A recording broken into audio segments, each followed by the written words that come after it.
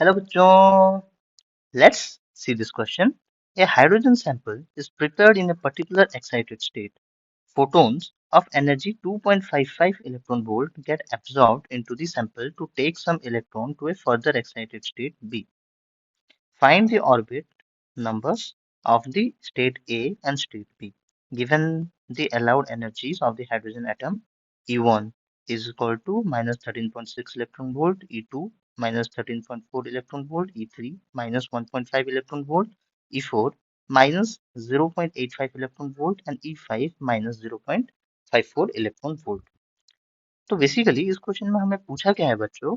इस क्वेश्चन में हमें एक हाइड्रोजन सैंपल में पर्टिकुलर एक्साइटेड स्टेट्स दिए गए हैं, प्रिपेयर किया गया है और एक photon of energy 2.55 electron volt उसमें अब्सॉर्ब हुआ into the sample to take some electron to the further excited state state B. Mean state A से स्टेट बी तक एक फोटोन फोटोन एब्जॉर्ब हुआ है। ठीक है, तो अभी हमें स्टेट ए और स्टेट बी कैलकुलेट करना है, मीन्स पहचानना है कौन सा है और हमें हमारा अलाउड एनर्जीज लेवल दे दिया गया है, is E1, E2, E3, E4 and E5। ठीक है बच्चों, तो इस क्वेश्चन को सॉल्व कैसे किया जाए। इस क्वेश्चन को सॉल्व करने के लिए बच्चों हमारे पास एक की कॉन्सेप्ट है। की कॉन्सेप्ट क्या है बच्चों, इसमें हमें इलेक्ट्रॉन के एक्साइटेशन के बारे में जानना पड़ेगा। तो ये एनर्जी शेल है, मैं आपको एनर्जी शेल्स बना के दिखाता हूँ। ये हमारा एनर्जी सेल्स है, मान लीजिए। ठीक है बच्चों, ये एनर्जी सेल्स है। मैं सही से एक अच्छे यूज करता हूँ। ये हमारा एनर्जी सेल्स है।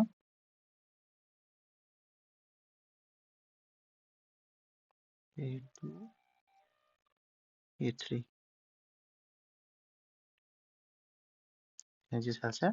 मान लीजिए ये है E1, ये है E2, ये है E3, ये है E4, E5, ये है एनर्जीज लेवल। ठीक है बच्चों, तो एनर्जी लेवल का वैल्यूज हमें दे दिया गया है। तो ये हो गया -13.6 इलेक्ट्रॉन वोल्ट, -3.4 इलेक्ट्रॉन वोल्ट, ये है -1.5 इलेक्ट्रॉन वोल्ट, ये -0.85 इलेक्ट्रॉन वोल्ट और ये -0.54 इलेक्ट्रॉन वोल्ट। ठीक है बच्चों, अभी जब जब एनर्जीज प्रोवाइड किया जाएगा बच्चों, photon of energy get absorb into the sample.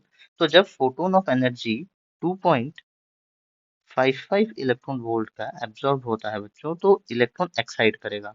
ठीक है, तो इलेक्ट्रॉन एक्साइट करेगा एक स्टेट ए से स्टेट बी तक। तो हमें हमें पहचानना होगा कि इलेक्ट्रॉन कौन से स्टेट से दूसरे स्टेट, कौन से स्टेट ए से स्टेट बी तक गया। तो हमें 0.55 इलेक्ट्रॉन वोल्ट कौन से एक्साइटेशन में मिलेगा, ये हमें ढूंढना पड़ेगा बच्चों।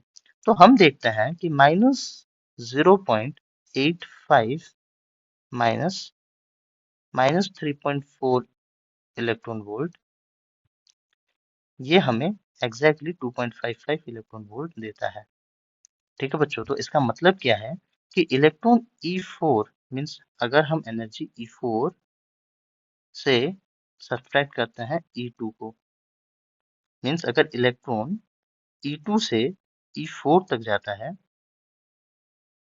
तो तब हमें मिलता है 2.55 इलेक्ट्रॉन वोल्ट, जो कि एग्जैक्टली वही वैल्यू है जो कि एक फोटोन का एब्जॉर्ब्ड है।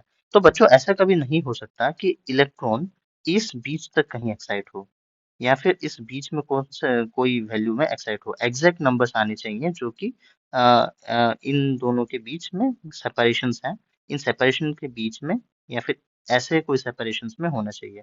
ठीक है बच्चों, ऐसे बीच में इलेक्ट्रॉन्स कभी नहीं आते। जब भी वो जब भी वो जंप करते हैं, आइदर वो E1 से E2, E2 से E3, E3 से E4, E4 से E5 जा सकते हैं या फिर E1 से E3 जा सकते हैं, E1 से E4 जा सकते हैं, E1 से E5 जा सकते हैं। वैसे एक शेल से दूसरे शेल को जंप कर सकते हैं, ऐसे बीच में मिड वैल्यू कभी भी नहीं आता बच्चों। तो परफेक्टली हमें इधर ये पता चल गया कि इलेक्ट्रॉन यहाँ पे सेकेंड ऑर्बिट से इलेक्ट्रॉन जंप करता है। Electron is jumping from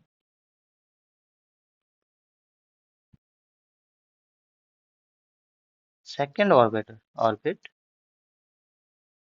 to fourth orbit।